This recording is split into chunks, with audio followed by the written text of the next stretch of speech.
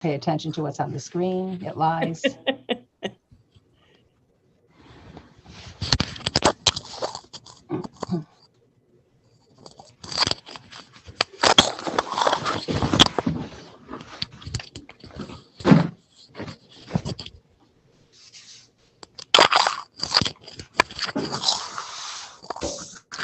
And we are live. Great.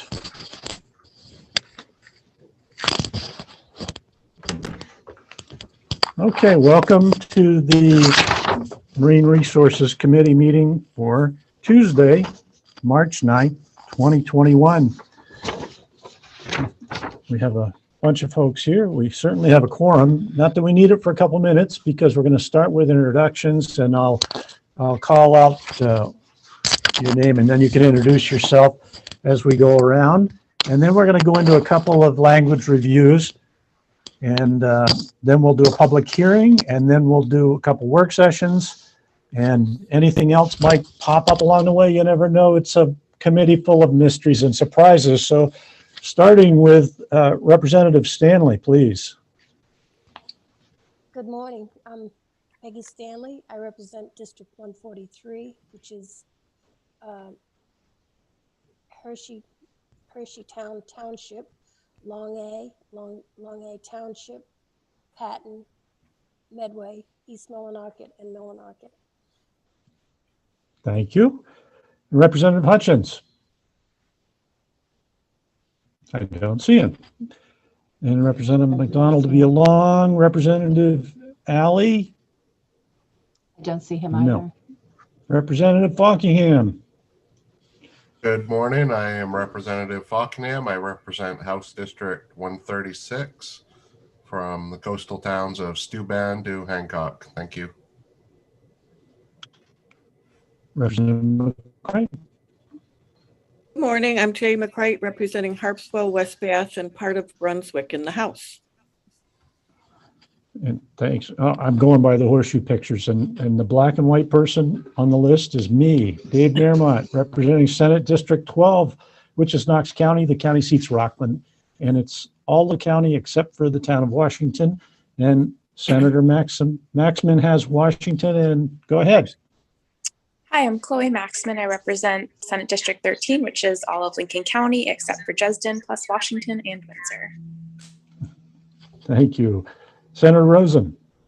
Thank you, Mr. Chair. I'm Kimberly Rosen, Senate District 8, towns in Hancock County and Penobscot County, including the city of Brewer, and I go from Castine all the way up to Lincoln, and I live in Bucksport. That's an amazing district. Representative Bloom. Good morning. I'm Representative Lydia Bloom. I represent House District 3 in York. Thank you. Representative Hepler. Good morning, Mr. Chair and everybody. I'm Allison Hepler. I represent House District 53, which includes the towns of Arousek, Georgetown, Phippsburg, Woolwich, where I live, Dresden, and a part of Richmond. Thank you. Representative Crafts. Thank you, Mr. Chair. I'm Representative Lydia Crafts from House District 90, which includes Damerscott, Newcastle, Bremen, Bristol, Mohegan, and Louds Islands, and parts of South Bristol and Noblesboro. Thank you. And Representative Thorne. Good morning. Thank you, Mr. Chair. My name is Jim Thorne. I represent Carmel, Herman, and a small portion of Etna. Great. Oh, thanks, and welcome to everybody who could make it so far. And a reminder to the folks out watching, if you haven't been involved before, the legislators are testifying on their own bills and other bills that they co-sponsored in other committees or are part of committees hearing other bills, and we divide our time as best we can. So people come and go. It's not a lack of interest. Everybody gets the testimony, which, as we pointed out last week, got easier and easier, and reviews it both during the public hearing and then for the work sessions. And you'll know that because you can see the great questions that come up in the comments. You know, people are doing their work, and that's what they came here for, so nobody shirks it, even when it's challenging in the electronic mode. The rest of my speech I'll give before we do the public hearing. We'll take it over. Oh, and we didn't introduce Linda LaCroix, our amazing clerk, who puts out about 10 times the number of links that we should need to get us here for a meeting. And Lynn Caswell, who's our analyst, who makes sure what we're doing fits within the existing laws or changes it within the existing laws. So that's the group, and we'll let everybody, you know, regulars, Commissioner Kelleher and Ms. Gilbert from DMR, whose title escapes me at the moment. I try to do these, I'm sorry. Director. She's in there. And they offer help when we need it. So with that group ready to go, Lynn, take it away with language review, and I guess we can just go in order. It really doesn't matter. We can start with Harbor Master training, LD 152. Thank you, Mr. Chair. So the committee had a divided report on LD 152. It was ought to pass as amended 7 and ought not to pass 6. So I am going to screen share. What you will see is a document that has both. Are you seeing a document that has in red majority report and then yellow sponsors additional amendment? So and I'm hoping it's showing on your full screen, because of course mine it's not. But so what I did was identify what the majority voted ought to pass, but also in yellow is what the sponsor, who is Representative McCrate, is proposing as an additional amendment. So the first change the committee voted was to get rid of all this language in red under section 1, because some of it was moved and some of it is unnecessary. So I'm going to go through the red first. The second change that the majority voted was the red in section 2, which is adding language that permits municipalities, does not require, permits them to pay for. So current section 2, municipalities can reimburse. Amended section 2, municipalities may pay for. So those are the, well, I missed one. So there were 3 changes. The other changes in section 1, continuing education, the majority wanted instead of continuing education to be every other year, to be every 3 years. So as I said, the red is what the committee voted as a majority. The yellow is proposed amendment from the sponsor. It would remove the advanced training requirement. So this would mean that harbor masters and deputy harbor masters get basic training, and then they are required to get continuing education. Again, still every 3 years. Instead of attending training, they complete, which is kind of a wordsmithing, but a good wordsmith. That's the minimum of 8 hours so that it's clear how much training has to occur. So 8 hours of continuing education during the 3-year period, and it must be completed by training offered by the statewide harbor masters or approved. So this allows other entities to provide the training. And then the last change is the new 4, which would require the training to include at a minimum in-person, remote, and online options. So it would require the Harbor Master Association to provide training in a variety of formats. So does anyone have any questions about the amendments? I see Representative Hepler. I'm going to take over from you, Senator Miramont. Yeah, your thing is overruling my ability to see people at the moment. I'll try to figure that out. You go ahead and call on people. Okay. Representative Hepler. Thank you, Lynn. So does this mean, could part of the continuing ed, and maybe this is a question for Representative McCrate, could part of the continuing education include the advanced course if they chose to? Yeah, the idea is that the advanced course is optional. People can take it. They don't have to take it. And if they want to complete the continuing ed by taking some of their time, like a day there, which was the original discussion, they could. But we wanted to make it more flexible. So it could be that in person if you want. It could be online or it could be remote. And it could include the continuing ed, the 8 hours could include the advance. Okay, thanks. But you could complete it that way if you chose to.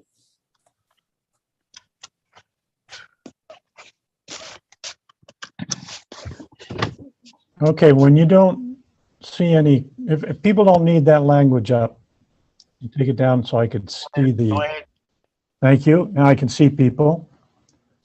That doesn't mean you can't ask questions. We can always pop it back up, but it's hard to run a meeting when I can only see the piece of paper and 2 heads. So here we are, and I see no hands. And okay, so I see also that Representative McDonald has joined us. Is this convenient for you to introduce yourself, Representative? Sure. Good morning, everybody. I'm Genevieve McDonald. I represent House District 134, which is the offshore islands of Penobscot Bay and Western Frenchman's Bay. Great, welcome. Thank you. So I would like to move to reconsider LD 152. And we need a second. I will second that motion, please. Thank you, Representative. And we did get a little admonishment. I mean, I like my hands raising for these simple motions, but I guess we're supposed to do a quick check by the clerk so that it's visible and everybody gets their thing. So just that quick one without repeating all the names and all that. But Yes. Then I will start with you, Senator Miramont. yes. Representative McCright, Yes. Senator Maxman. She's still here, Senator Maxman? Yes, she's doing 2 committees. Oh. Senator Maxman. Can she hear us, Senator Maxman? Let's come back to her. Okay. Senator Rosen. Yes. Senator Maxman's back.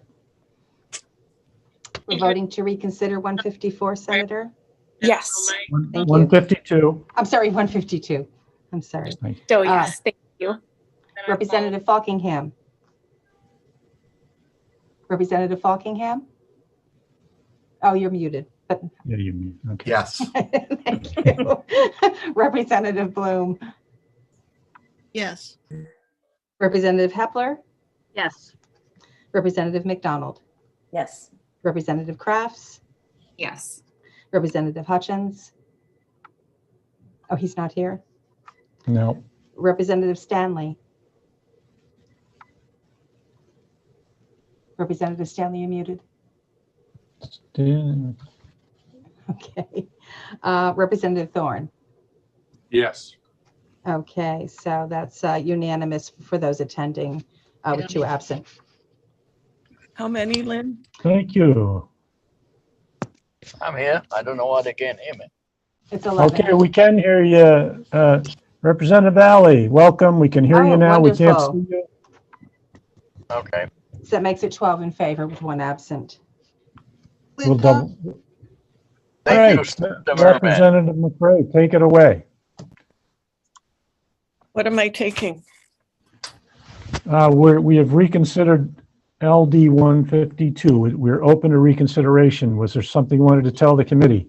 No, just that Lynn reviewed the amendment, and I think what it does, I really appreciate the comments of the committee because I think this comes up with a really good bill that keeps people refreshed but isn't so onerous, less expensive, less time, and more flexible, so you can tailor it to your needs in your community.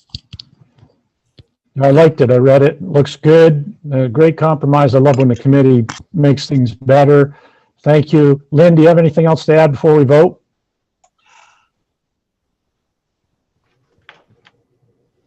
I I'll take- do. I just want to let Representative Alley know that unless we can see him visually, his vote cannot be recorded.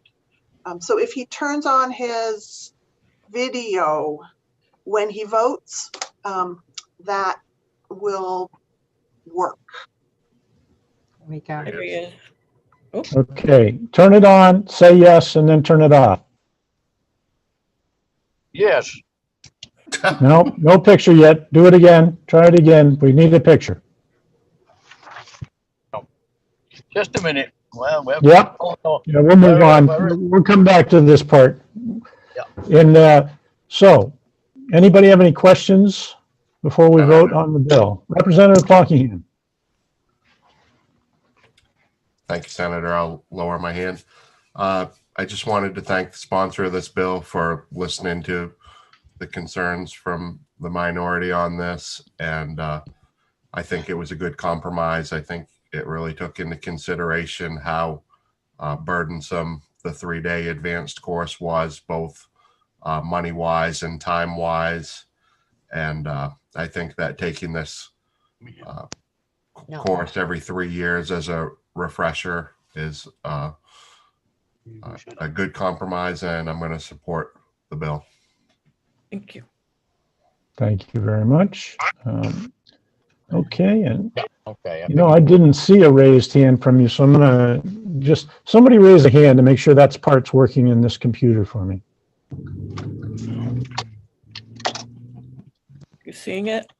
I do not see a single hand. Okay, I'm gonna switch computers, but not until this bill's over. So just speak up if you have a question, please. Hearing none. The motion is, yes, go Representative ahead. Thorne, do you have a question? No. Representative McCray, can you take over for a minute while I change computers, please? Yeah.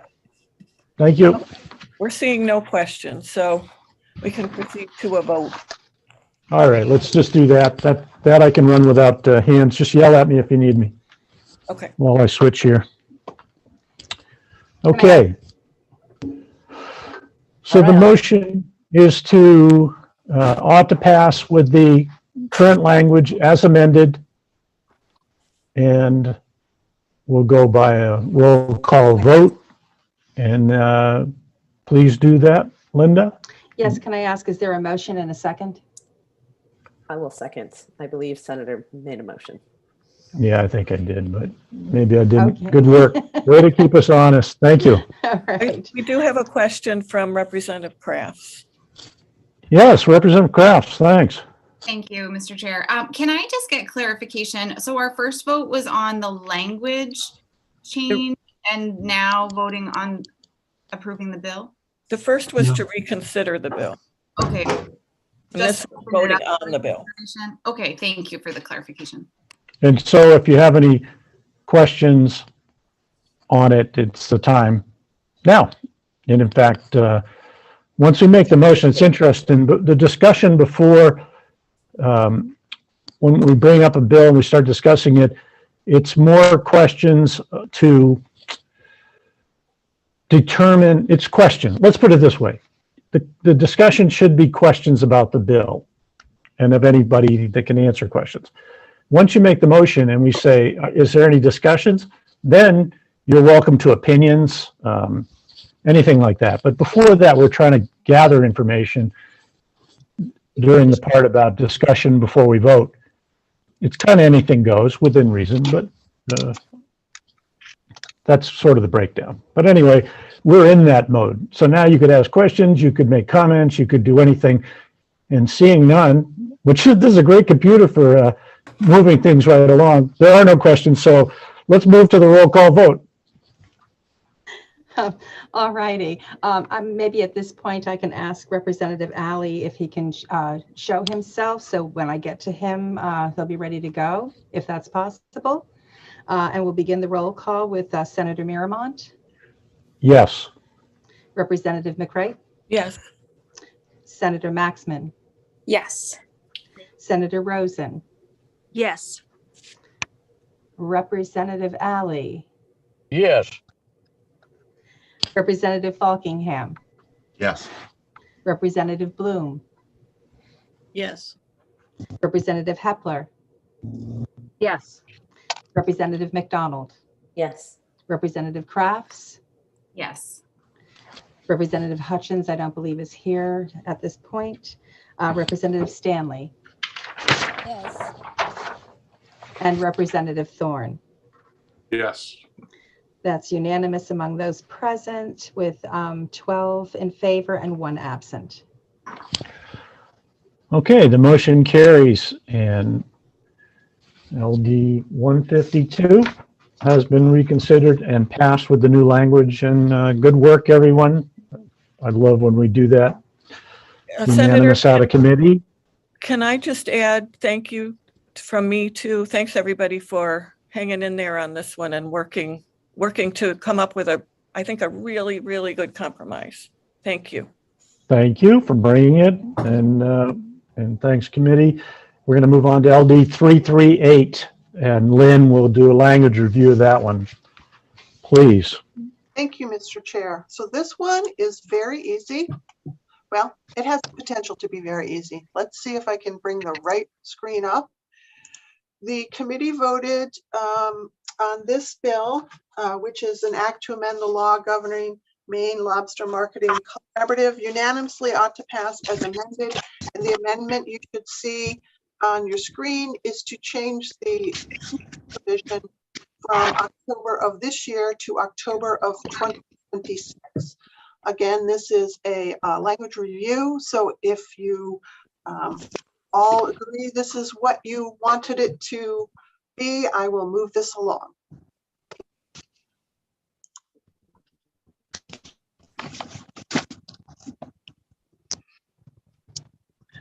Does anyone have any questions? Okay, I think that one's done. Okay, good. There's no action required. We have no other motions on that one. Good. Language review is done. Let me go into our public hearing portion since Representative McDonald is here, and we'll just review the notes since there's, let's see, 1, 2, 3, 4, we have 7 and a bunch of senators, so we're good there. So welcome to Marine for a public hearing. We're assembled electronically to invite public comment. And I want to share some information that the meeting is being recorded. And if you're trying to listen on one mode, there's also another available. You can do YouTube's channel for us. You can also listen to audio only on the legislature's webpage. There's a link to our committee and this meeting. And people in the Zoom meeting waiting to testify cannot be seen or heard until they're called upon to speak. This meeting will be recorded. I did that. And in a moment, we'll have that's done too. Good. I think we've dealt with naming. Make sure your title's up. It actually has your name, and it looks like that is the case.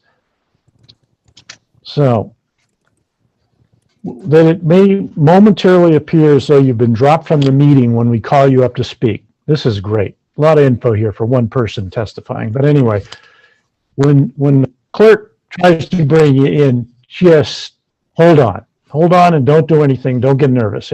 You'll be here. It's worked so far. And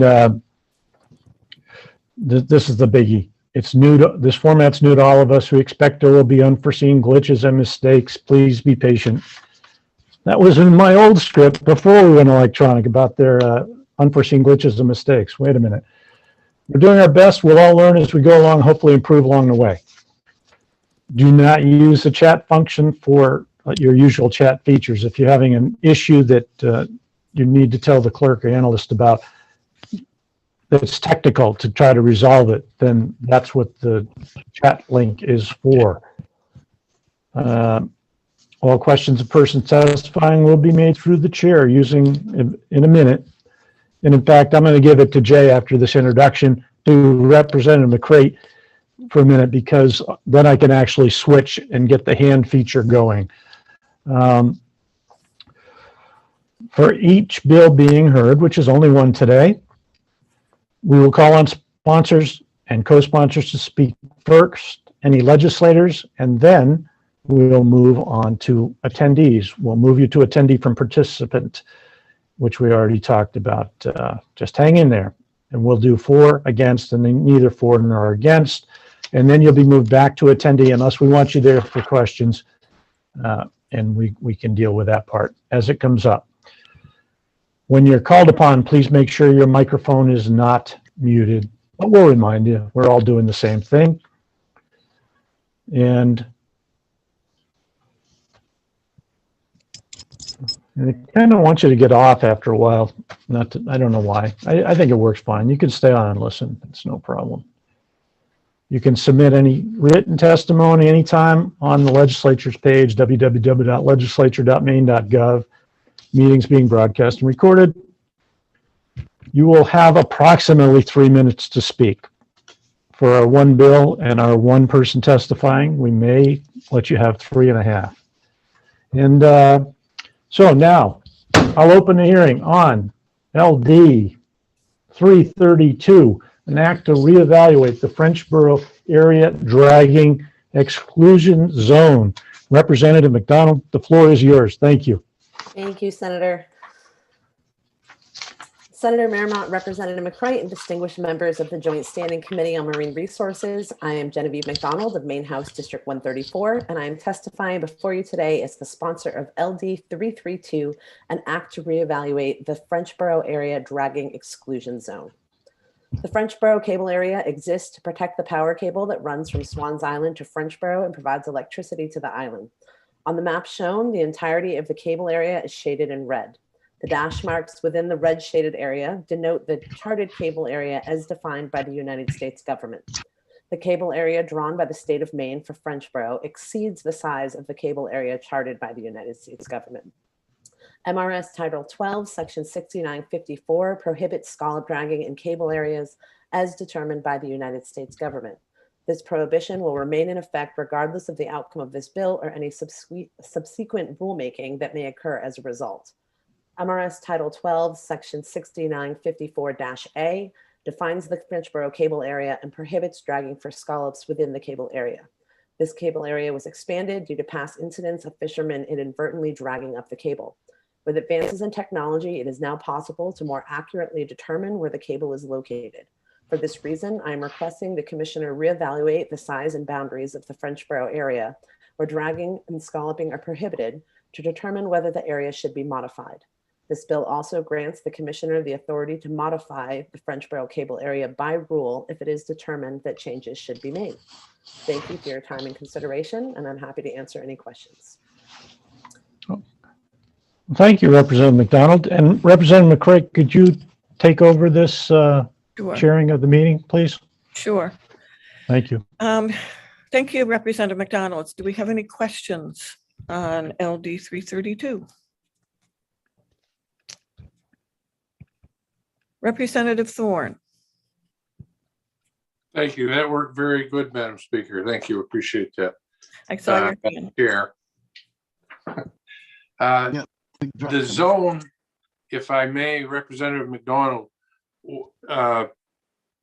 is it my estimation that it's a width narrowment, and how much is it narrowing by? So first I'll ask, do you have the map in front of you that I accompanied my testimony? I do not. So I don't have the square acreage, square mileage. I asked the department for that, and unfortunately those numbers weren't available.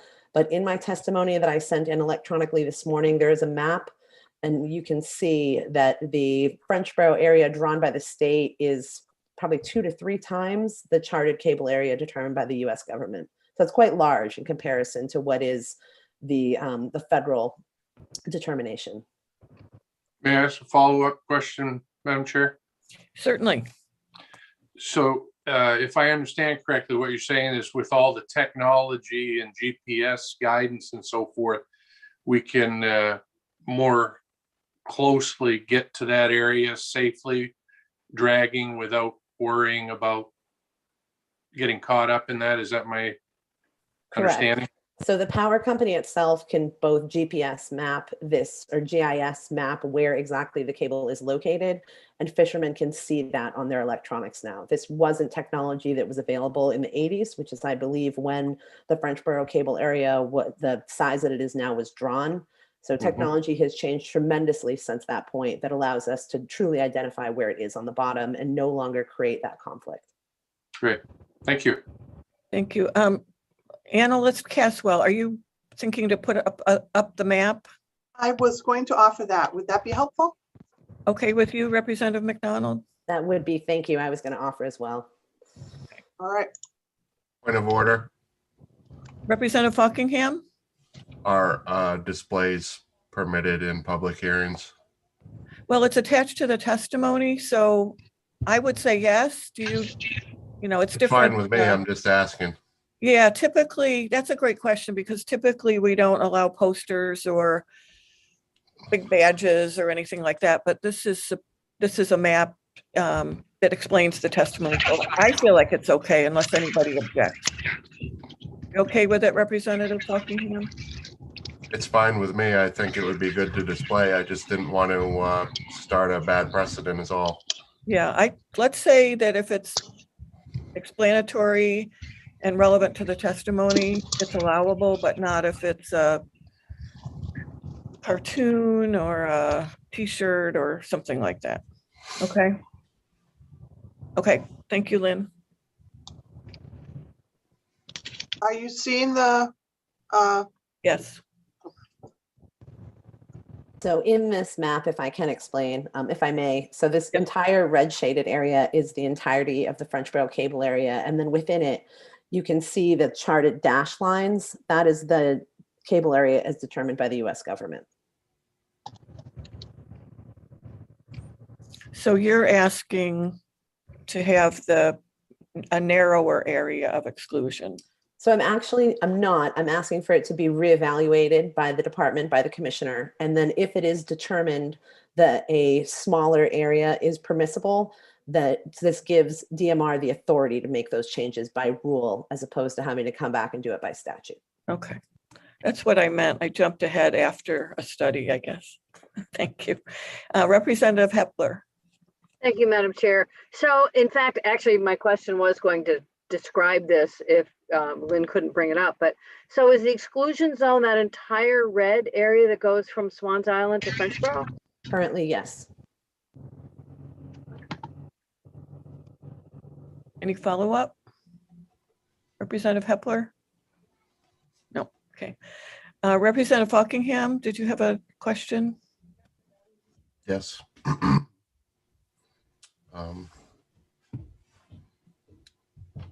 Thank you, Madam Chair. Good morning, Representative McDonald. Good morning. As a commercial scallop dragger and lobster fisherman, I know that we can, within 6 feet, we can navigate our boats with the GPSs that we have on our boats right now. So do you feel that every boat will be outfitted with this and that the cable area will be safe from people dragging across it if it was opened? So to be honest, I am not a scallop fisherman, so I don't know what you can see for cable on the bottom. This bill was brought to me by, I believe, the chair of the Scallop Advisory Council. This is something that they've been discussing, and we're told by the department it would have to come to statute first. As I understand it, for this to accurately show up on GPS, it would have to be charted by, I believe it's Versant first.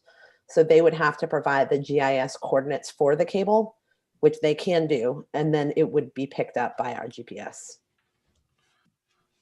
Can I ask a follow-up question? Sure. Does this bill permit DMR to open the area after the study, or would that have to be a separate bill? No, this gives the commissioner the authority to make that change through rulemaking. One more follow-up question. Sure. Oh, what happened here? You're still here. Oh, can you come back to me because my screen just went off? Okay, sure. Representative Crafts. Thank you, Madam Chair. Thank you, Representative McDonald, for presenting. I'm wondering if you can discuss what the history, if there have been the frequency and intensity of run-ins between the scallop dragging boats and the line, or what led to this area being enforced initially in the 80s? So I could only speak to that really just anecdotally. I don't know of any experience. This was, 20, 30 years ago. I do believe the department has a testimony and they would be better equipped to speak to that. Thank you. Thank you. Representative Falkingham, are you back? Yes, I'm back now. Okay. Was I off the screen while I was No, gone? no, we were watching. Oh, I was still there? Yeah. Okay. Thanks for that. Okay, Representative McDonald, back to that. So if the study's done and DMR shrinks up the size of the zone, does this bill include any punishments for people that do drag up the cable? Because my thinking is that with the technology we've got, it's going to be more than safe once they mark it out. Because like I said, you can get within 6 feet on the GPSs. The cable area, I assume DMR will make much wider than where the actual cable is, but much smaller than this big area. So with that, is there a punishment included for people that do drag up the cable in that scenario? No, so there are penalties in section 6954 for dragging within a charted cable area if you drag up a cable, but any area that was shaved off this would just go back to being, typical scallop bottom. It wouldn't be part of any sort of prohibited area anymore, and it wouldn't contain the cable. Great, thanks. Okay. Lynn, could you take the map down? Thank you. Any other questions for the sponsor of the bill? Seeing none and seeing no one, no co-sponsors, no other legislators, and no one testifying for the bill. I know the department is testifying on the bill. Could I, either Commissioner Kelleher or there's Commissioner Kelleher. Thank you, Representative. We'll be testifying in opposition. I don't know if you want me to hold my testimony or. No, please go ahead. Okay, thank you. Senator Miramont, Representative McCrate, members of the Joint Standing Committee on Marine Resources. My name is Patrick Kelleher, the Commissioner of the Department of Marine Resources. Today, I'll be testifying on behalf of the department in opposition to LD 332. This bill would require the department to reevaluate the boundaries of the Frenchboro cable area, which are currently described in statute, within 90 days of the effective date of the act. Should the department determine any changes are warranted, the department the department would be authorized to make those changes in regulation. The department is generally supportive of having the flexibility to modify boundaries and regulation. However, in this specific circumstance, we do not see much scope for change. The fundamental purpose of closing this area to dragging is to prevent the disturbance of the cable providing power to Frenchboro, Long Island. And given that the scallop dragging occurs in the wintertime, it is especially problematic if illegal activity disrupts electricity to this island community. The current boundary configuration for this area was created and implemented in the 1980s, specifically to address enforceability issues and vulnerability for this remote offshore drag enclosure, which at the time was being frequently poached. Expanding this area of the closure had an irrefutable impact on compliance, as well as Marine Patrol's ability to identify, apprehend, and prosecute violators of this prohibition. For this reason, the department would not support any changes to the boundary of this area. While frustrating for some fishermen, we believe that there is also potential benefit to the scallop resource by having an area that may not be dragged, creating a population that continually seed the outside area. Thank you for your consideration. I'll be happy to answer any questions that the committee might have. Lydia, I'm sorry, Representative Bloom, a question for the commissioner. Yes. Good morning, Commissioner. morning. Does the current statute that created this boundary, does it allow for other considerations other than the protection of the cable, such as that you just mentioned? Because it seems you have other considerations aside from the protection of the cable. Does the statute allow you to make those decisions as well? It's not specific in the statute, Representative, but it would fall to my general authorities for protection and sustainability of the resource. So I think while it's silent, I still would be able to take those other considerations into account, making any decisions. So in follow-up, so that means that even if you were to reevaluate it, you would still have this buffer zone, if that's a fair term to make with what your decision making, this buffer zone, right? Yeah, I think for this one particular cable has got a lot of history. Starting in the 80s, when this was debated at the legislature, I was a young lobbyist working on a lot of different issues at the time. And I remember sitting in committee for hours listening to this being debated to try to figure out how they could create some additional protections, because this cable was dragged many different times and disrupted the power to this particular community. It's been said several times about the technology associated with this, but if you refer to Versant Power's testimony, you will see that there would be a potential cost associated with them going out, marking this particular cable, and that cost would then likely be passed on to the ratepayer. So I think that is in particular something the committee needs to consider, and it's something that frankly, it leaves me a little bit uncomfortable that I'm going to be making a decision that has potential impacts to ratepayers when we have something in place that works fine. It still allows limited harvesting, hand harvesting within the cable area by diving, as other cable areas do, and has that side benefit of creating a protection to ensure that any scallops in that area that are not harvested are allowed to spawn and seed the other areas. Okay, thank you. Representative Buckingham. Thank you, Madam Chair. Good morning, Commissioner. Good morning, Representative. Isn't this area just really way too big for a cable area? I would say normally yes, but because of the history here that I don't think should be lost, we would want to make sure that anything that's happening in this area is done so with the protection of the island community in mind, not just access for a handful of scallop draggers. There's a tremendous amount of area around this, around the area that has very good viable scallop beds. And this is just a small fraction of the overall area that people can harvest when it's open from a rotational standpoint. Follow-up question? Sure. Commissioner, I understand that it's probably still burned in those people's memories, all the power outages that they had back in the 80s when draggers were going across that. But at that time, they didn't have the GPSs that we have now, and probably they really didn't care because there was just massive poaching going on.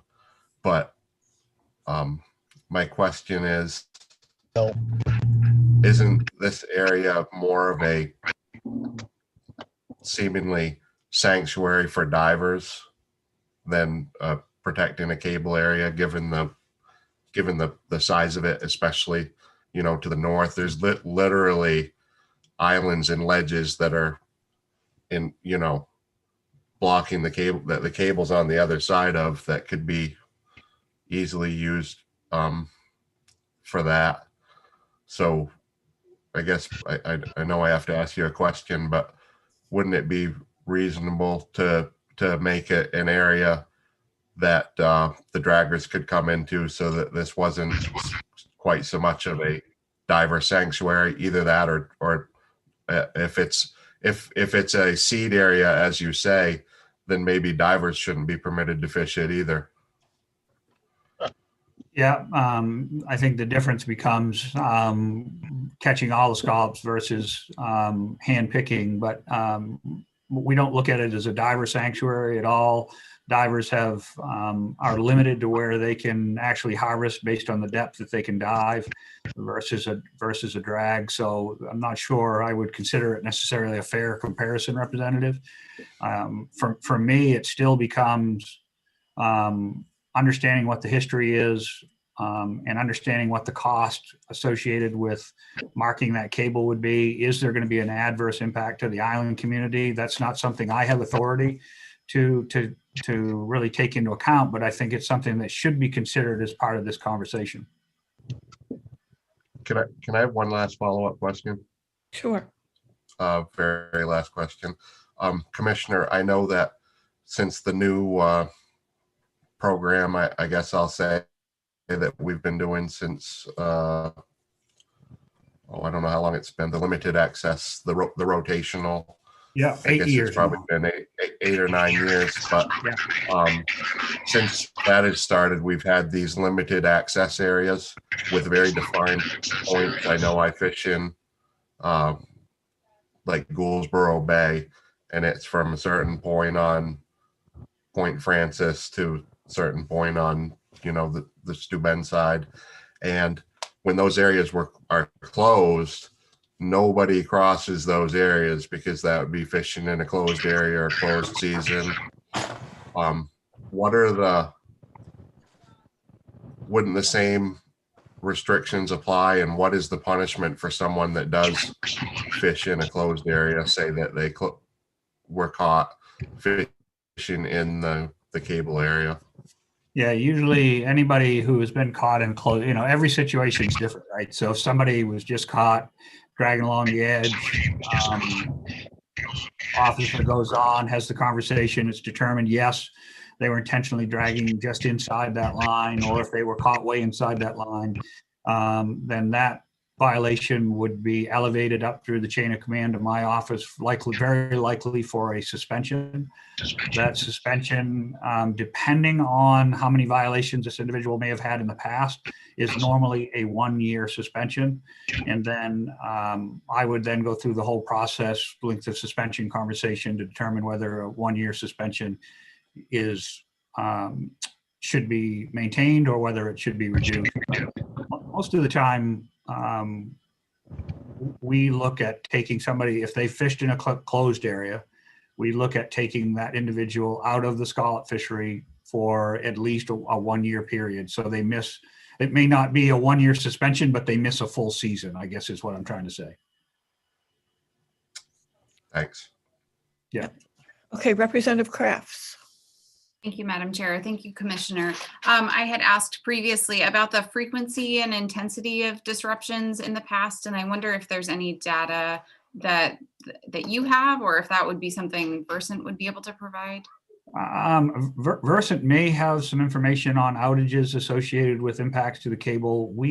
I certainly can go back, have conversations with Marine Patrol. I could reach out to a few of the retired officers actually that would have a lot of experience with this particular cable. And we'd be happy to provide any of that information for the work session. Great. And may I ask a follow-up? Sure. Yes. Yeah, and I was just going to follow up around the history that you alluded to in the legislative conversations back in the 80s, and where we might find some of that information or some of the concerns.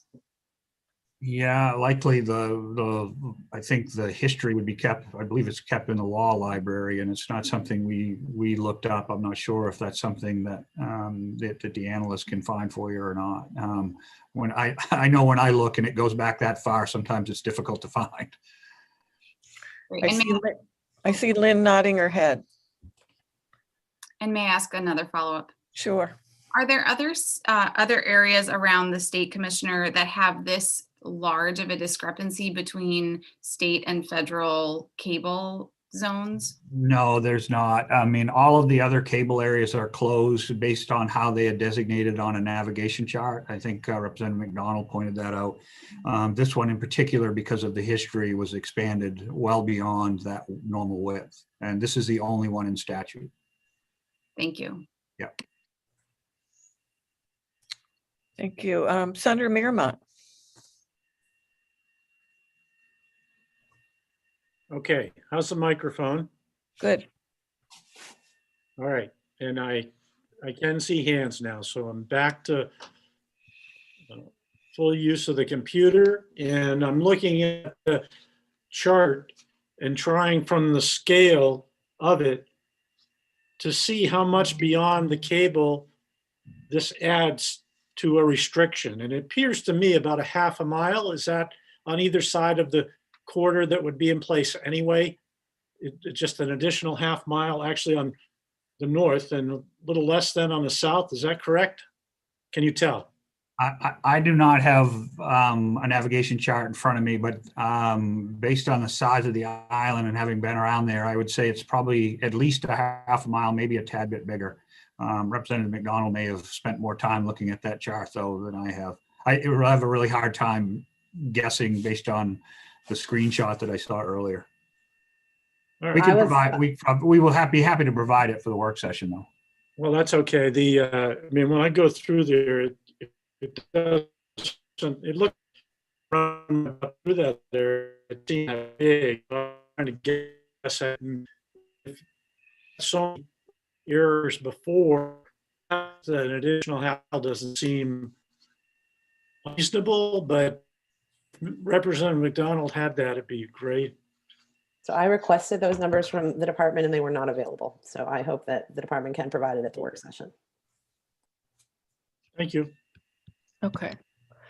Representative Hepler. Thank you, Madam Chair. So Representative McDonald mentioned that this came from the Shellfish Advisory Commission. So I guess my question is, when have they discussed this bill and how recently have they talked about this? Oof. I'm not 100% sure. I can't remember the last time this was brought up by, it's actually the Scallop Advisory Council or Committee representative. And it comes up sporadically in conversations there, but I'm not sure. They certainly have not met in time to take a position on this particular bill. All set, Representative? Representative Bloom. Thank you, Commissioner. It seems like I'm understanding that the buffer zone is really doesn't have to do with the cable so much as it has to do with your knowledge of the area, the history, and you have every, even if you did reevaluate, you could still create the same buffer zone because of all these other reasons that you have a right to use as the commissioner. Is that correct? Am I getting that? That's correct, Representative. Yeah. So I think that makes sense to me, that if it costs money to do all of this and then we just end up with the same zone because of other reasons, that it may be a futile exercise is what I'm sort of understanding. So yeah, Representative, I mean, I appreciate that. I think what I would, the reason we ended up in opposition, when staff came to me, they came to me with a position of for nor against. But when I reviewed the information, looked at the area, I said, well, if we're going to go through a process by which I would make a determination that there's no change, I would rather just oppose the bill and save on the workload. If there is really interest associated with potentially looking at narrowing this, I think one of the things we could consider is bringing potentially I could work with Patrol to bring a new line to the committee if they wanted to make a small narrowing. A narrowing that still allows for really a good protection of this without having to worry about any additional cost being passed on to the ratepayers in the future. So if that is something that the committee would like me to consider, I'd be certainly more than willing to do that. Oh, you're muted, Representative. Excuse me. Thank you for the follow-up. That would follow then with the bill, because the bill requests you just to look at it. Correct. It doesn't say exactly how you should be looking at it.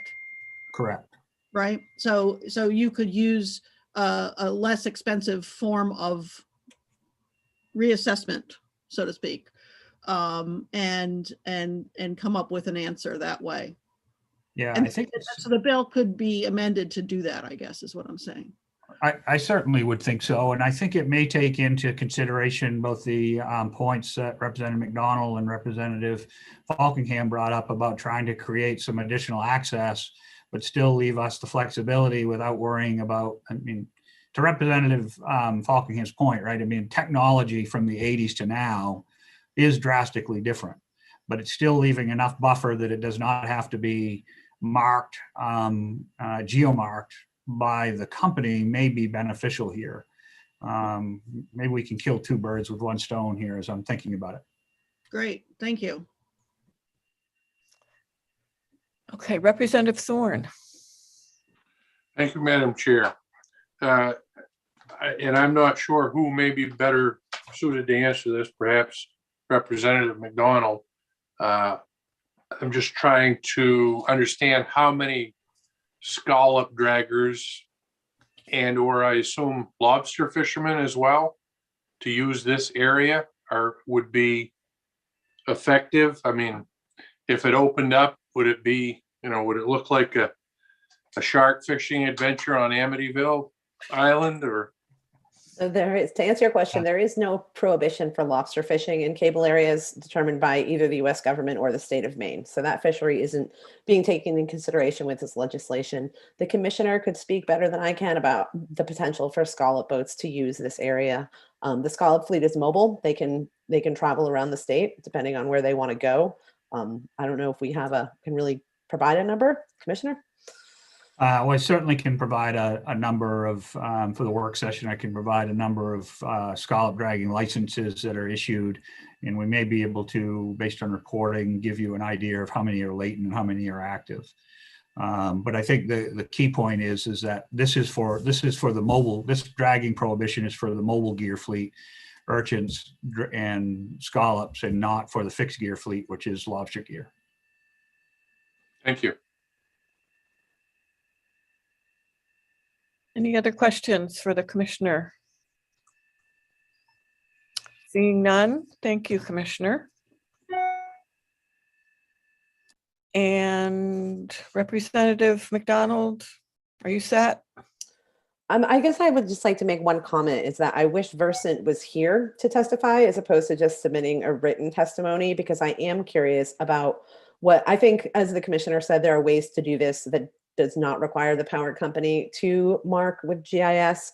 But I am curious what that cost would be, because it's also it is my opinion, frankly, that all the cables in the state of Maine by this era should be GIS maps. That's not part of this bill, but I am curious what the cost to do that would be, and maybe a key to a future piece of legislation. Okay, are you requesting that for the work session, that we reach out to them and invite them to be here? Yes, please. I am just curious what that cost might be. Okay. Okay, great. Thank you. And Representative Buckingham. Thank you, Madam Chair. Representative McDonald, just one last question. With what the commissioner said and the geo marking with Versant, what would you be willing to amend the bill to, rather than do a study, rather than do the geo marking, to just pick some safe points that we know that would definitely keep the cable area clear, but would narrow the area down? Would you be willing to just change the bill so that we could make a smaller area that would keep the cable area safe, rather than go through all of the geomarking and so this bill study doesn't direct anybody to do any geomarking as written. It doesn't say how the commissioner should evaluate it or what technology should be used. It just asks for a reevaluation of the area. So our analysts can confirm, but I don't think I'm agreeable to that, and I don't think you'd have to amend the language of the bill to do that. Okay, thanks. Thank you. All set, Representative Buckingham? Okay. Yes, thanks. Any other questions? Seeing none, and I don't see any. Senator Meerman. Well, that was my question. I thought we had someone signed up for testimony, but you're looking and don't see it. I don't see it. Checking with the clerk. Linda? Yes, no, the only two I had for testimony was Representative McDonald and the commissioner. Okay, thank you. Representative Hepler? But there was testimony, so there is written testimony submitted by James Cody on behalf of Versant. Yeah, exactly. So it would be, yeah, I agree. I think it would be great to have some either numbers or somebody at the work session. Okay, and I see our analyst nodding her head. You can follow up on that for us. Thank you. Okay. All right, seeing no further questions and no one else here to testify, I declare this public hearing closed, and we'll schedule a work session at some point in a week or so. Thank you. Back to you, Senator Miramont. Thank you, Representative. Great job, committee. Good questions. Okay, we're going to go into some work sessions now on LD 342 and LD 454. And we have another little script here that I'll just make sure we've done most of the work. We still have a quorum, and I'm still Senator Dave Miramont. I'm still getting spam on other devices, and I'm not going to acknowledge it. We're still being streamed. Remember that you're being recorded, which is good. You can look later. You can share it with your friends when you've made brilliant statements. We all know how to run the meeting. Always. The committee knows. Okay, so now I'll open the work session on LD 342. And Lynn Caswell, our analyst, will give us a briefing, and then we can have a discussion. Thank you, Mr. Chair. So this bill adds one member to the Marine Resources Advisory Council, and the member would be a representative of the Wabanaki tribes. There was quite a bit of testimony in favor of this bill, no opponents, and neither for nor against. I will mention that this council, which is created in Title V, is an expense-only council. So I can't guarantee that there won't be a fiscal impact by adding a member, but expenses only will minimize the potential expense. So if and when you get to voting on this, just if we can all remember that if there's a fiscal note giving permission for me to make that change. I am going to share my screen. There was one comment that was made. The bill states that one member who is a member of the Wabanaki tribes, and that the governor shall select the member based on the recommendation of the tribal government. There was some comments about whether or not the tribes should be asked to make more than one recommendation, giving the governor the ability to select among a group. So I'm raising that and telling you, if you decided you wanted to require the tribes to recommend more than one person and let the governor choose, it would be a very simple word change, which I am showing you. So that is really the only comment that was made during the public hearing that I thought I would share with you all. And as I said, we don't have a fiscal note.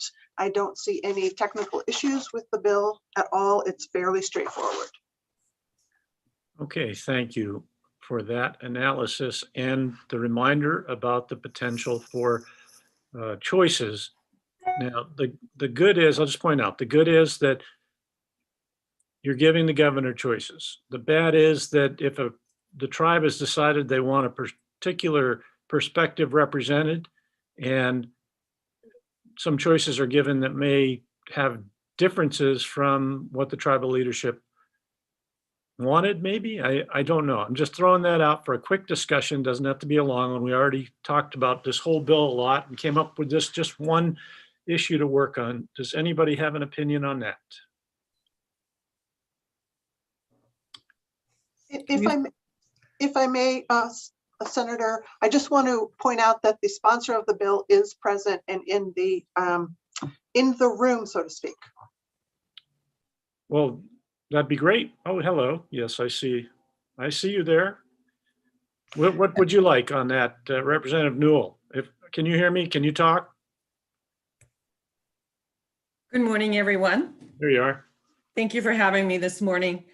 Just to make a comment in regards to that question or concern or part of the discussion, I would just remind the committee that the selection would be made by the 5 chiefs.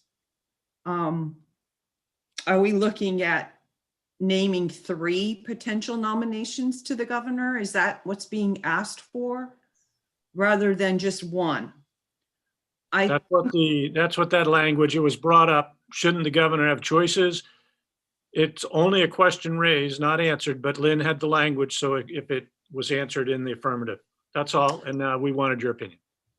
Yeah, I would just say that the chiefs, 5 chiefs, would be making that selection amongst themselves to put a name forward. I think they may be open to an alternate, so perhaps 2 names. Okay. The primary and then an alternate. I'm sure that's easy to fix language-wise. What's the preference of the committee? Senator, can you see that Representative McDonald's hand's up? It's covering her light. Oh, it's that light. Yeah, no, I Doesn't show couldn't. up very Thank you for well. that. Representative Thank you. McDonald. I just had a question about the amendment. Does it require that the tribes provide more than 1 name, or is it optional that the tribes would provide more than 1 name? It can be written either way. That I hadn't thought about that, but it could be either way at the committee's preference. So let's make it, my suggestion would be to make it optional. So it's not restricted to only 1 name. It's optional. If the tribes would like to provide more than 1 person, they can, but they don't have to. I like that. Representative McCray. Thank you. I think this came up because the standard practice in nominations across the board is to give the governor several names. And then the governor chooses, in my experience from the Judiciary Committee, in consultation, she would choose. I really liked Representative Newell's suggestion of a name and an alternate. So we're sort of meeting the governor partway in that tradition of more names. But I don't feel wedded to it. I just think that allows some options. And while I have the floor, I just want to say, this is just such a great idea. And I'm glad you brought it, Representative Newell. I think we had some really powerful testimony and support. It's just the nuance of, do we have more than 1 or not? More than 1 name provided or not? Thank you. Great, thank you. So if it's a pleasure of the committee, we will, okay. Is your hand just still up, Representative McDonald, or is that another comment? It's another comment. Okay, and go ahead, and then Representative Newell. So I would like to make a motion to amend this bill to make having to provide more than 1 name an option for the tribes. And then I would like to make a motion to pass this bill with that amendment, please. Okay, we have a motion to amend and a motion to pass as amended, and anyone seconding, Representative Hepler is seconded, and Representative Newell's hand went down. Okay, and Representative Bloom, and this is discussion now. Discussion on this motion. Yeah, I want to harken back to what Representative McCray said about kind of saying it's optional, but that I do like that it should be somebody who's nominated plus an alternate. I think it's really important to have at least that, because then if you call it an alternate, you're calling it that's the second. That's not the first choice. So it kind of addresses that. So I would like to ask to have the motion amended to that.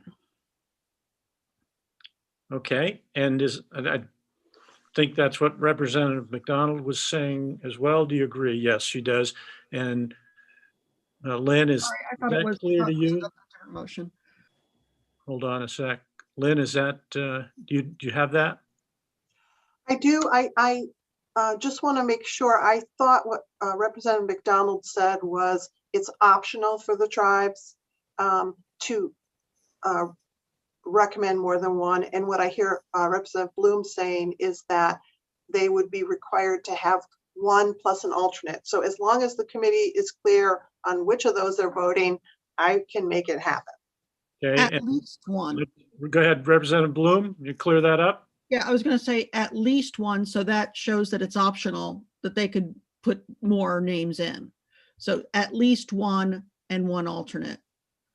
So that is not my motion, just to be clear. I'm Okay. proposing that it is optional for the tribes to provide more than one name if they so choose. So that there is a difference. Yes. Okay, let's hold on then. We have motions, and let's hear from Representative Crafts. Thank you, Mr. Chair.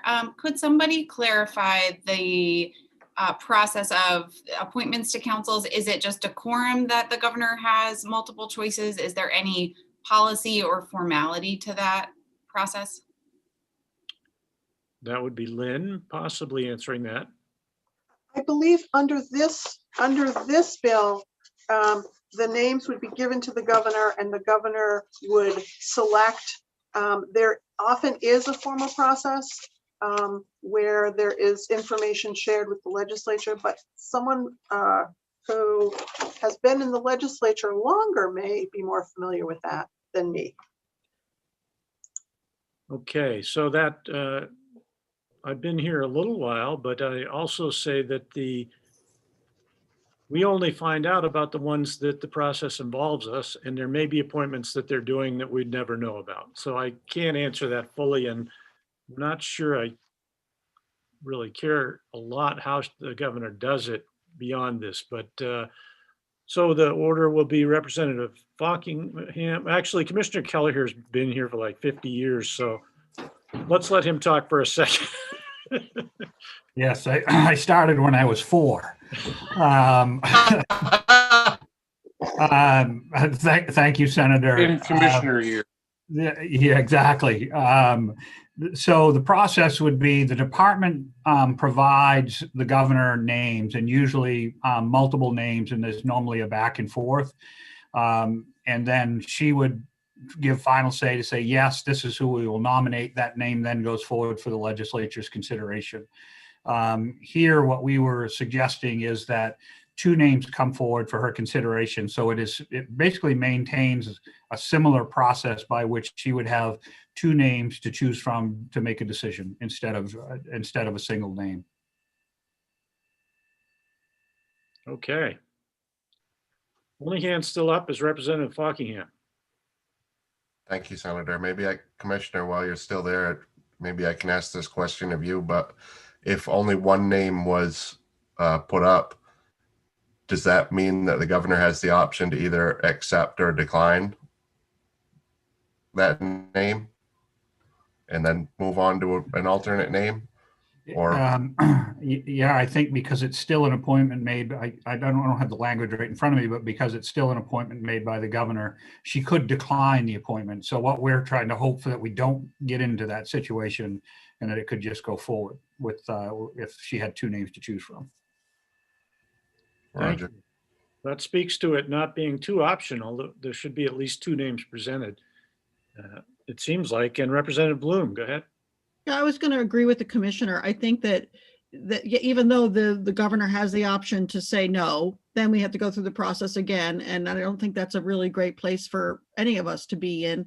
I think that at least 2 names, but you could call it one and an alternate to show the preference. But I don't think that that's necessarily happens. Is that correct, Commissioner? That usually doesn't happen with one and an alternate.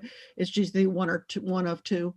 Yeah, yeah, Representative. It's almost a little bit more of an organic process, but here we would create some formality, and I think the tribal chiefs would be in a situation where they certainly could say, here is our preference, and in consideration, here is another person who would rise to the level of also being considered by the Wabanaki Nation.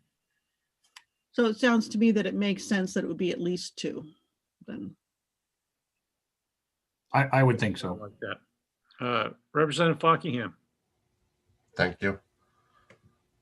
Just in listening to this, it seems to me the better way to go would be to make that an optional decision for the tribe, because the tribe may have one person that they very, very much want to be that person and don't want to give the illusion of a choice and then have it go to the other person. And maybe they want to be in a position where they force the governor's hand to say up or down, yes or no to this person before putting up that second option. So I think that the option of a second person is good, but it just seems to me that should be an option, not that they should be forced to offer up two people if they don't want to. Okay, Representative McDonald. So I am going to stick with my amendment proposal as written, because I have faith in the tribes to choose the own person that they would like to have on the council. And if that is not the right person, and the governor does not want to go with that, then they can come back to the table. I don't think that they should have to provide two people. So I'm going to stick with the language of my amendment being optional. Thank you. Okay, and Lynn, are we clear on the language of Representative McDonald? Yes, I'm clear. And would you read it back to us, please? Well, so I haven't drafted it yet, but it probably will sound like, well.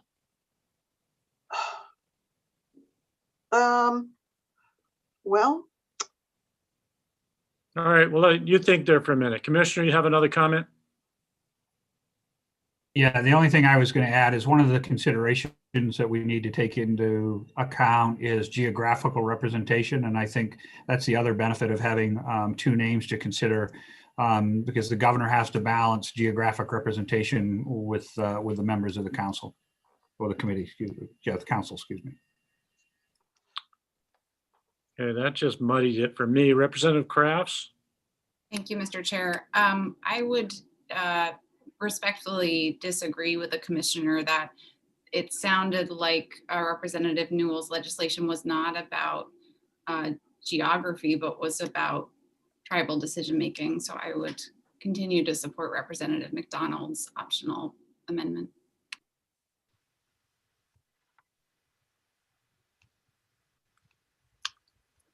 Okay, all right, back to you, Lynn. I think that it would be very simple to add a sentence. I think the simplest way would be to add a sentence that says the Wabanaki tribes may recommend more than one member to the governor. Just something very simple. Representative McCray? Thank you. Just on the geography, I don't think the point was that it's about the tribal geography. It's about the council's geography. The council's required to have a geographic spread. I think that was what the commissioner was referring to. He's nodding. Okay. Okay. All right, and that's just a leftover hand, Commissioner? Sorry about that, Senator. And Representative Bloom? It sounds like that it's an organic process in general. And it seems to me that this is kind of a minor point. If it is that organic, that the tribes and the governor would be talking, and this is all very congenial, I think, in general. The point is that we have somebody from the tribes on the council.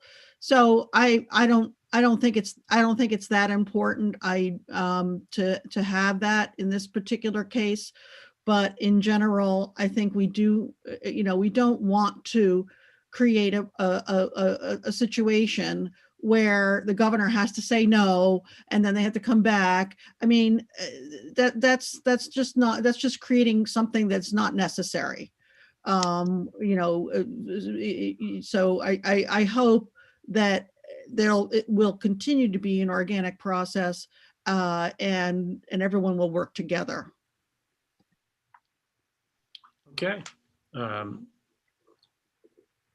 So I've lost track here. Do we need to vote on the motion to amend first and then the bill? It seems like it. So good, let's do that. And I would like, if you don't have the exact language, that's no problem because we'll cover that at language review.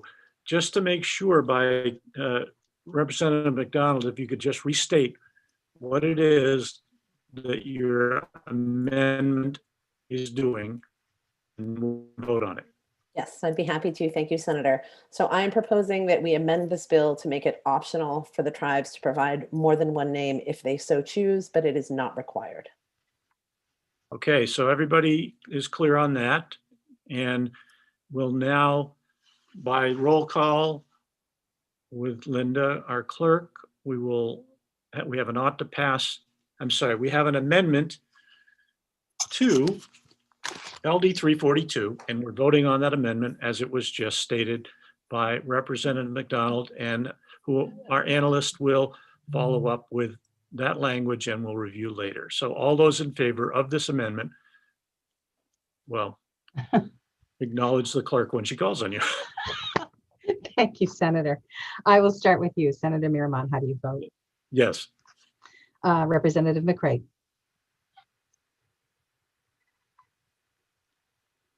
Representative McCray. Muted, sorry, yes. Senator Maxman. Yes. Senator Rosen. Yes. Representative Alley. You're muted, sir. Are you able to unmute?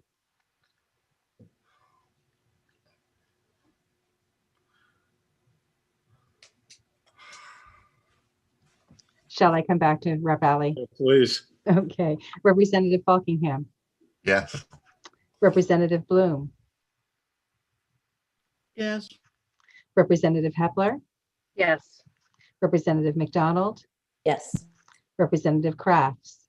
Yes. Representative Hutchins. Yes, with a question before we vote on the whole bill.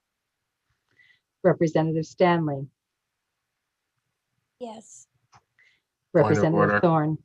Point of order. All right. Representative Foggham? We need people with their cameras on. Yes. Is someone not? Oh, Representative Hutchins. Okay. Thank you. Thank you. Okay, say yes again. Representative Hutchins. Now we can't hear you.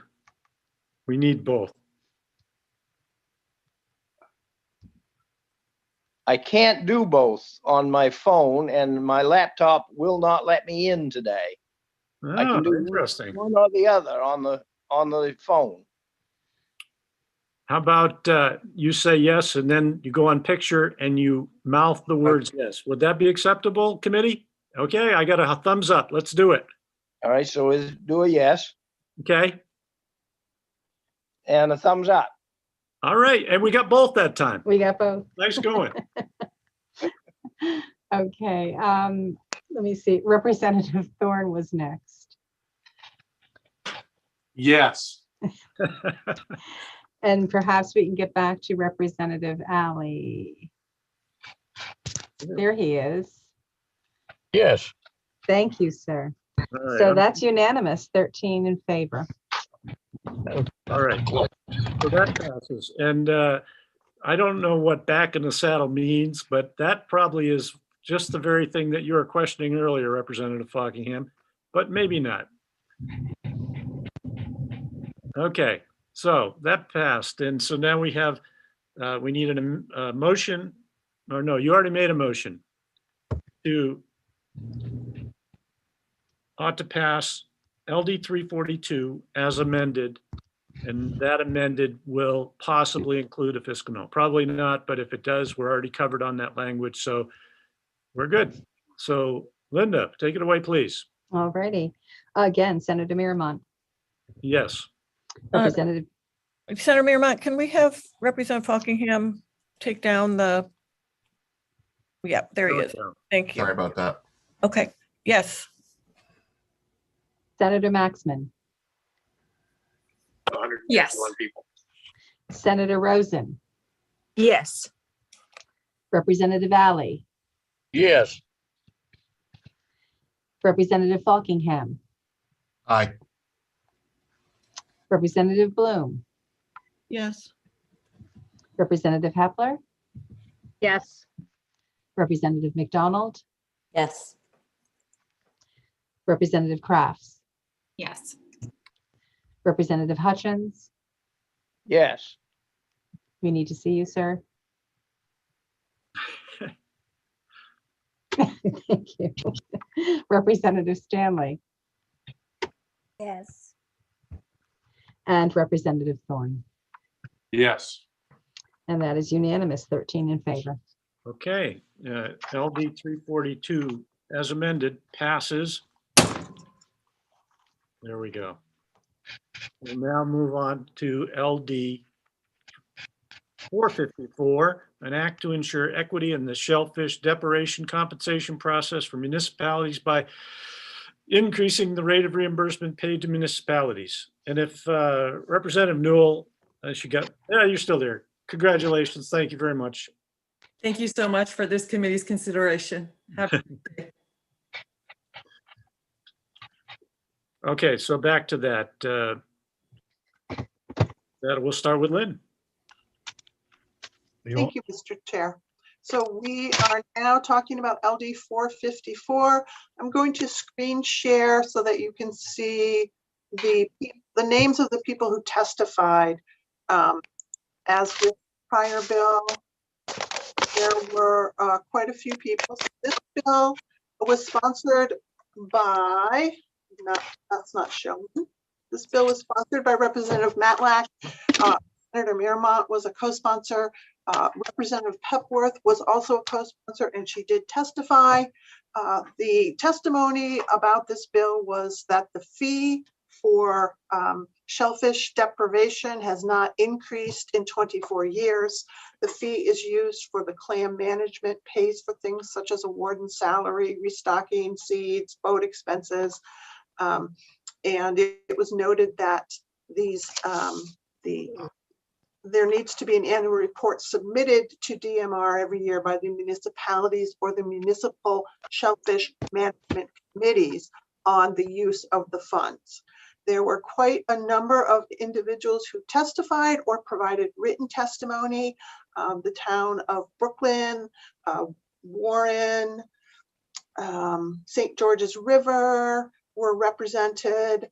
The testimony focused on the fact that the current fee does not cover the costs, and it has not been increased in a number of times. And that the municipalities are having to bear a larger burden to do the work that they're required. There was one opponent, and that was Lori Hallwell, who is the owner of Spinney Creek Shellfish, which is the only operating company in the state that does the deprivation work. I'm going to stop screen sharing now. I did not find any technical issues. This was a fairly straightforward bill. It's about increasing a fee. There was some discussion among committee members and people who testified about what a fee increase, the amount of a fee increase, but it was fairly straightforward. That the bill is fairly straightforward, I guess I should say, in that what it attempts to do. Any questions? Okay, we have one question from Representative Bloom. Thank you. First, a housekeeping question. I thoroughly object to this Billy Bob Falkingham's picture, and I really request that it not be shown during a committee meeting. I I agree, and I thought he couldn't hear me before. Representative Fockingham, you still there? I sent him a text as well. He's got to change it if he wants to get off screen. I'm What's the sorry. trouble? You've got a poster. You were the one to raise that issue, but it's some kind of political statement. When you go off screen, your background, and that's not allowed. So could you change that before you go off screen, please? Did you say I raised the issue? Earlier, you asked a question about some testimony being displayed as if it could violate the rules about having material presented during the testimony, during the hearing.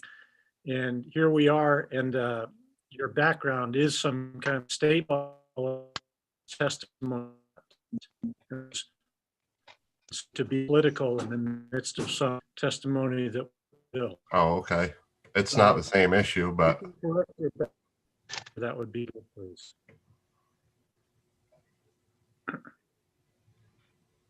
And as long as your video is feeding and we're just seeing you, there's no problem anyway. So let's continue this meeting.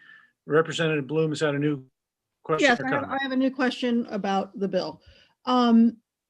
So when we asked about where the $2 came from, it really, what was the answer? Why was it $2 from 50 cents to $2? Did we ever get a clear answer on that? And in your analysis, do you see that?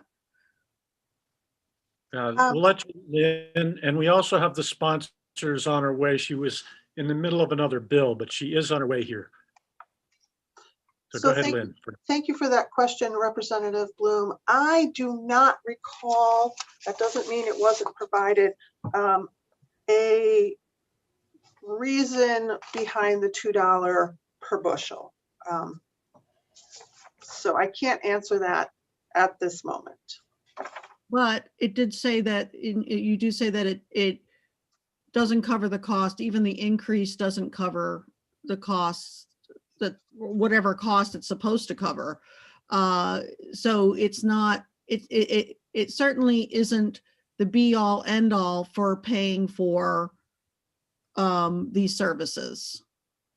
Right, it's costing the towns around my area more than that to administer the program. It may not cost all towns more than that, but it does, from the folks who were there testifying, they said that it sounded to me like they were coming up about a third short still with the increase for the expenses, and maybe even more short. And Linda, is Representative Matlack there waiting to be let in by any chance?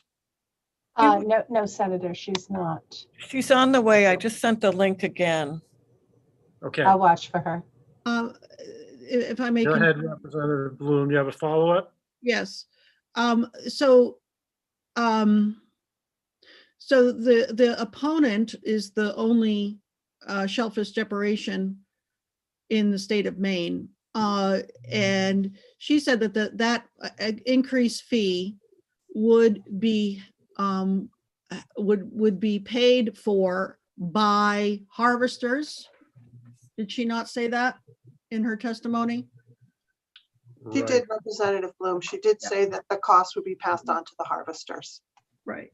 So, yeah, and there's only one company that's going to be, affected by this.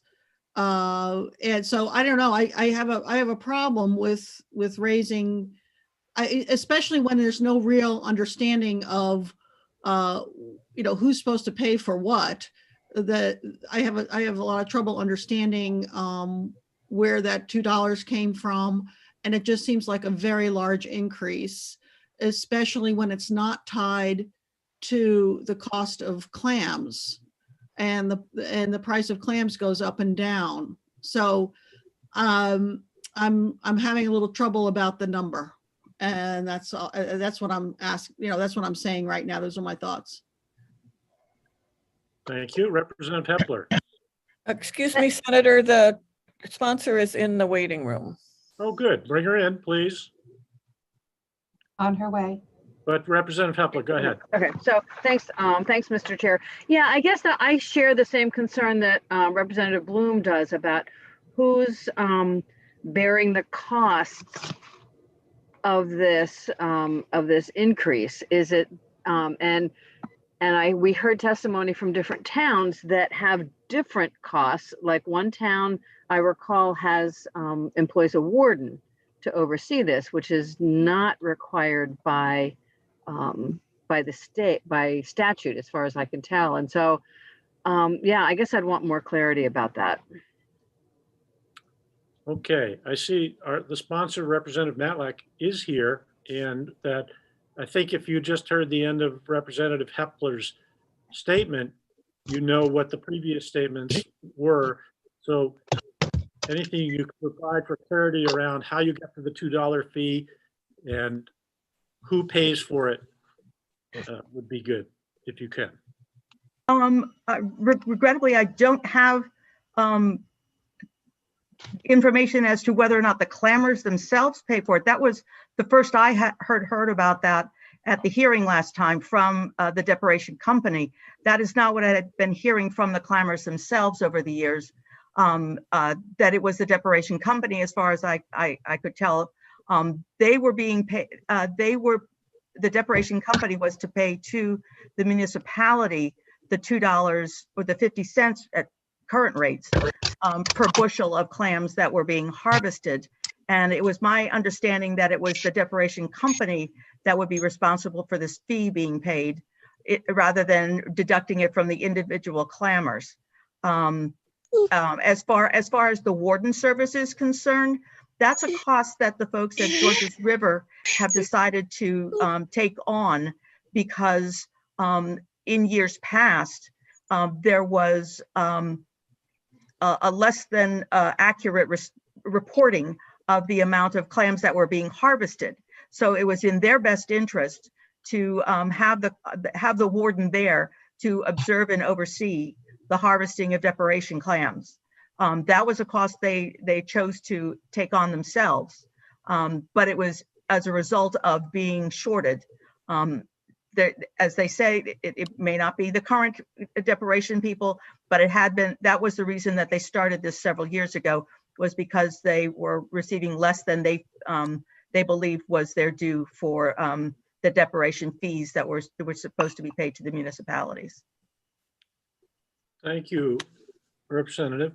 The Lori Howell is listening, and we're going to bring her in. I think she may be able to answer that, but while we're doing that, Representative Hutchins. Yes, thank you, Senator. My question, naturally, the clams are what's paying for this deprivation, just like lobsters pay for anything to do with lobstering, and so any business affected all the way along always passes that on to the consuming public. That's how business works. So the $2 is something that eventually the person that buys the clam is going to be paying one way or another, and it comes out of the clam in this particular case. And I think maybe the thing to do would be to amend this article to have a $1 increase at this time, and work with that to start with, and see how that process works, see how that amount works. Okay, so we have Lori Howell here, and you can make that amendment. Do you want to listen to what she has to say about where it's coming from before we do that, if you wouldn't mind? Or yeah. Okay. Or do you want, I'm sorry, I didn't hear you. Yeah, that's fine. Okay, good. All right, Ms. Howell, could you answer the question about who pays for the fee? And I do remember something about the warden's presence finally stepping up the payments that hadn't been very reliably paid. So answer any that you can about that, please. Yes, thank you very much, Senator Mirmont. Representative Hutchins very much hit the nail on the head.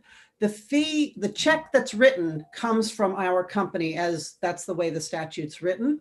But like any commodity, any product that's out there, the costs get passed back to either consumers or they get passed to the harvesters, all along the line.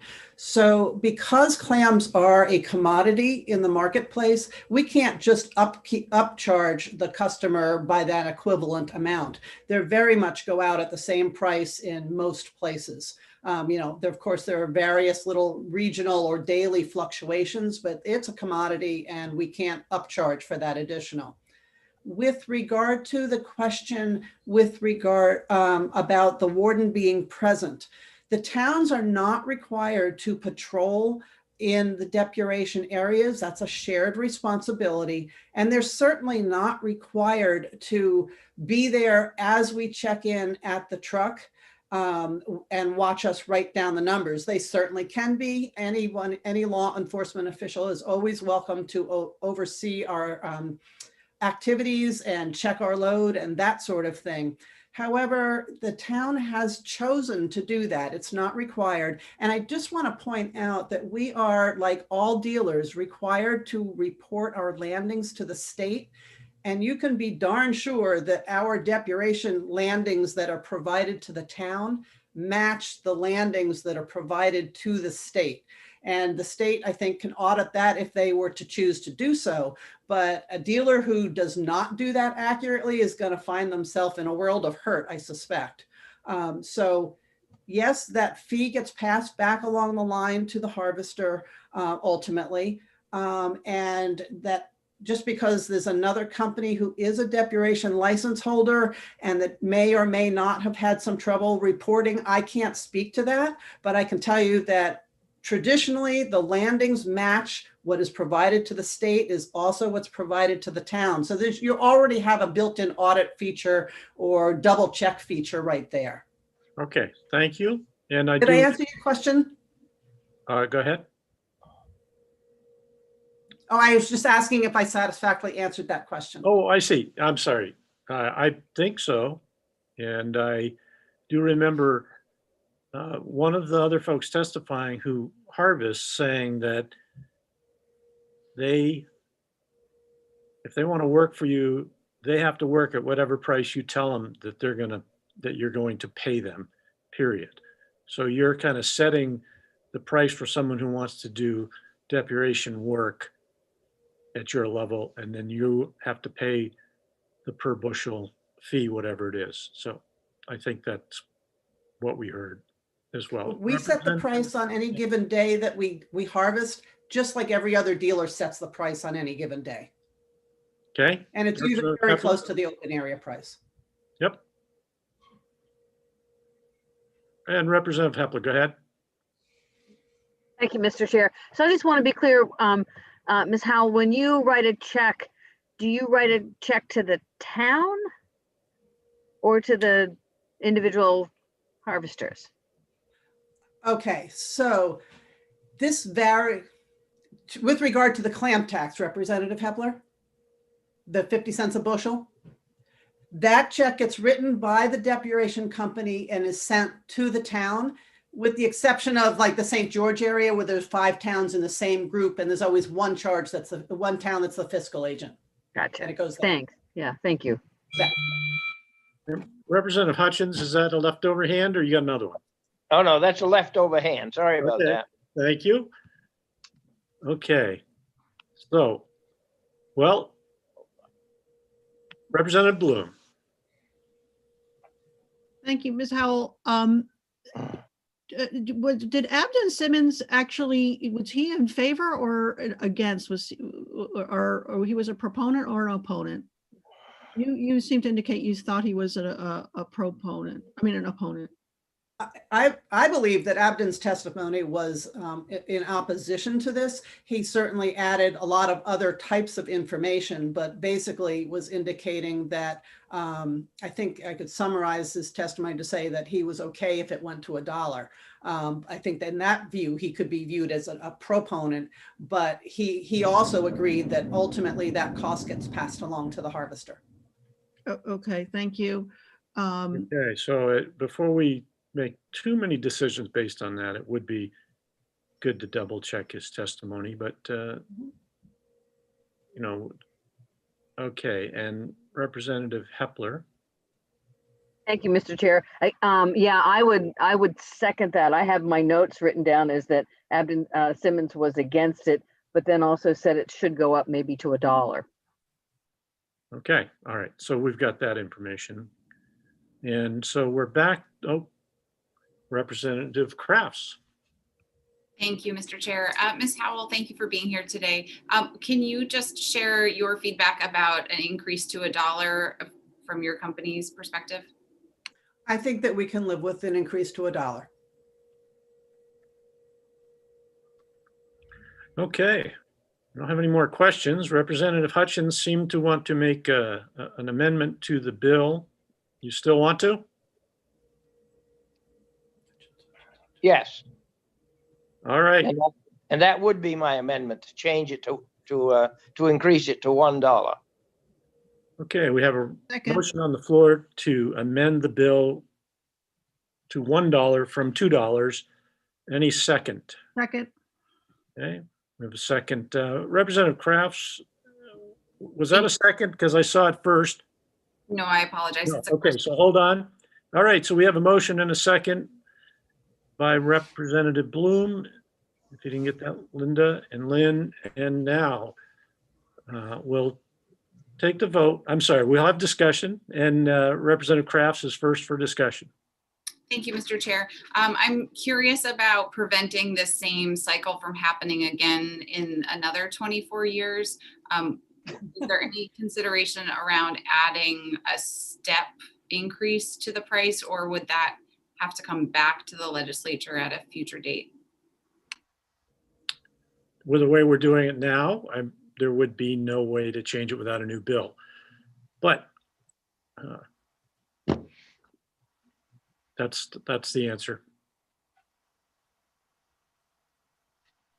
So this amendment just changes it to a fixed $1 for now, and until there is another bill at some time in the future if there are still clams.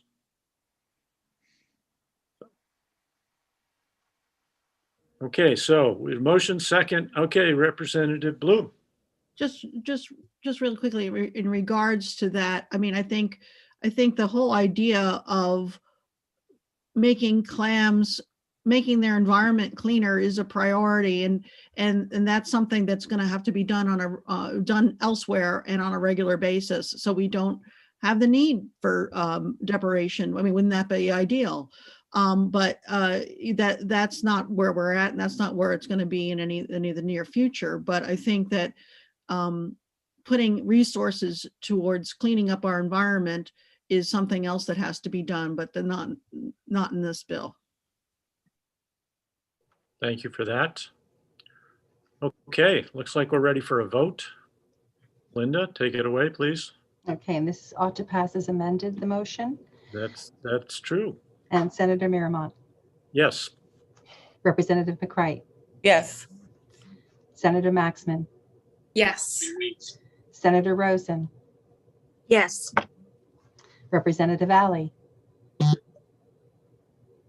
You're muted, sir.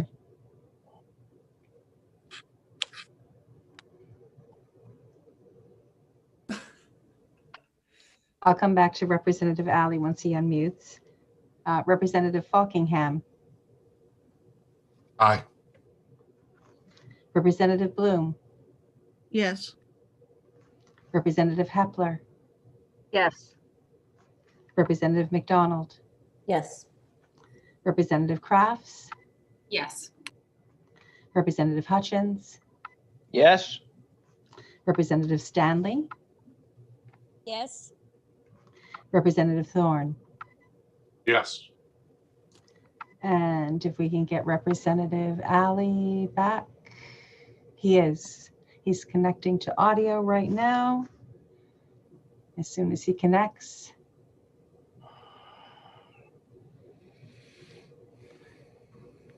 Clearly having some issues with his audio and video. Representative Alley, are you there? I see you and I don't see a microphone. How do you vote, sir? If you can hear us, Representative Alley, we've decided to accept it. And put your thumb up. Put your thumb up too, Okay. where we can see it. Put it in front of your face. Oh, okay. Got it right here. Okay, we can hear you now too. So there's a yes, a thumb up, and a picture. We got it. Fantastic. Okay. Well, have you got me? Thank you. And that is unanimous, 13 in favor. Great. Oh, nice picture, Representative Fockingham. I love it. Halloween, Thank you, you pretended to be a lobster fishing person. Aw. Thank you very much for your work on this bill. I greatly appreciate it. Thank you, Representative Malak, for bringing that to our attention. And, this should just sail right through the whole legislature and it'd be wonderful. So, and thanks Thank you. everybody in the district for coming and testifying with us. All right. Okay, Bye. so that closes the hearing and on LD 454. And thank you. That normally would be the end, but I believe we have one little issue here that, and I'm on the legislature's internet and it's very unstable, so I don't know what to tell you. But anyway, Representative McCray, did you want to do that?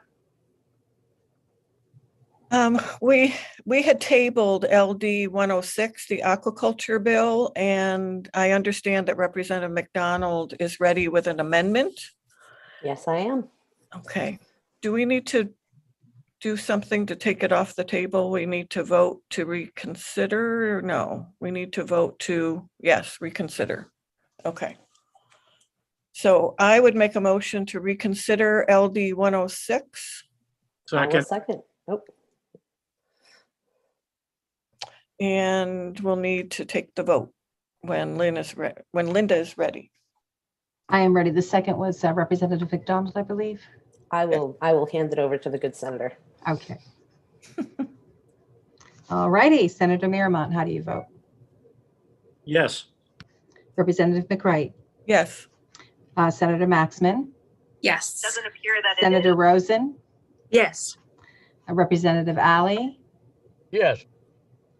Do we see him? Yes. Representative Fockingham, Aye. Representative Bloom, Yes. Representative Hepler, Yes. Representative McDonald, Yes. Representative Crafts, Yes. Representative Hutchins, Yes. Representative Stanley, Yes. Representative Thorne. Yes. It's unanimous to reconsider. Okay, I'm turning it to Genevieve, to Representative McDonald. Would you like to present your amendment? Yes, and then actually I'm going to turn it over to our analyst, Lynn Caswell, if I may, because she has the language of the amendment. Okay. So if you don't mind putting it on the screen, I'm happy to talk people through it. I do not. Would you like me, so there were, in addition to your amendment, Representative McDonald, there was also the language agreed to on other areas. So should I start with just, I guess I'll start with just what, I'm sorry, I'm processing out loud. Sure. Let me screen share right away. What's the LD number again, please? This is 106. LD 106. It's an act to amend Maine's aquaculture leasing and licensing statutes. There are other portions of the bill that the committee voted ought to pass as amended unanimously. There are other portions of the bill that the committee asked to be amended, and I have those available to show also. But the amendment that Representative McDonald is proposing is, you'll see on one side it says the majority report. This is what you voted to do. And then on the other side is what Representative McDonald is proposing. I'll just go through the majority report and then Representative McDonald, you can explain. These are the two sections of law that were requiring direct supervision of the unlicensed assistants. And there was a discussion and change was made to this exception number 1. to make it clear that a license holder is a holder who has an ownership interest. So that is what the committee discussed. Representative McDonald's proposal is different. So would you like me to turn it over to you, Representative McDonald? Sure. So I have I would say an additional proposal. So keeping what we have already passed in place, I was contacted by multiple people in the aquaculture industry with a variety of circumstances. What about if I get called away? I'm in the National Guard. What if I get called away? What if I have a heart attack? What if I ship out? I'm a merchant marine. So suddenly there were lots of very legitimate reasons why an LPA leaseholder may not be able to be present. And so I contacted the department and we worked on trying to find an exemption. So I determined that they weren't able to do that through rulemaking, so we would need to do it through statute. And so what we came up with was the ability for an LPA leaseholder to assign a primary assistant. So the holder of a limited purpose aquaculture license may designate one unlicensed individual as a primary assistant. Notwithstanding subsection 2, a primary assistant may conduct the license activities without the direct supervision of the license holder. If an individual is designated by the license holder as a primary assistant, the limited purpose aquaculture license on which they are designated a primary assistant shall count against the total number of licenses the primary assistant may hold under subsection 2A paragraph G. An individual may be the primary assistant on no more than 4 limited purpose aquaculture licenses. So what this means is that the primary assistant cannot go on to then hold their own 4. It would be counted against them. If they were the primary assistant of somebody else's LPA, then they would only be able to hold 3 personally. So it was a way to sort of narrow this down. And something else that was important that we determined with the department, or the department and I determined, is that this person could be added at any time. So they didn't have to be on, sort of the original license application. If something came up in your life where you needed a primary assistant, you could contact the department and add them. So the department will know, what is happening, why it's happening, who it is. So it records, the activities as they take place. So thank you. This is my amendment that I'm proposing, and I hope that you will support it. Okay, do we have any questions? And I don't need the screen share anymore unless anybody else does. Right. Do we have any questions? Yeah, I think that meets a need that was coming forward, makes it clearer, but it still maintains addresses the problem that was existing that brought that issue forward. Senator Merrimont. I lost track if there was a motion except to reconsider. So if we're in reconsideration without a motion, I move that we amend the bill as just stated and move forward. Second. So we have a motion and a second. Motion from Senator Merrimont, seconded by Representative Bloom. So we're ready for a vote on the bill as amended. And we'll start again with Senator Merrimont. Yes. Representative McCreight. Yes. Senator Maxman. Yes. Senator Rosen. Yes. Representative Alley. Yes. Representative Falkingham. Aye. Representative Bloom. Yes. Representative Hepler. Aye. Representative McDonald. Yes. Representative Crafts. Yes. Representative Hutchins. Yes. Representative Stanley. We didn't hear you, Representative. Something's wrong with your audio. Thumbs up? Okay, thank you. And Representative Thorne. Yes. Okay, and that is unanimous. Ought to pass as amended. 13. Thank you, everyone. Yay. Good job. Great committee. That's all that I think we have. Lynn's nodding. I think we're done. Great work, everyone. Thank you very much. Enjoy the rest of your week. and the schedule will be coming out. It's not grueling, I'll tell you. So it's a wonderful committee. Thanks a lot. See you next week. We'll see you See you tomorrow. tomorrow.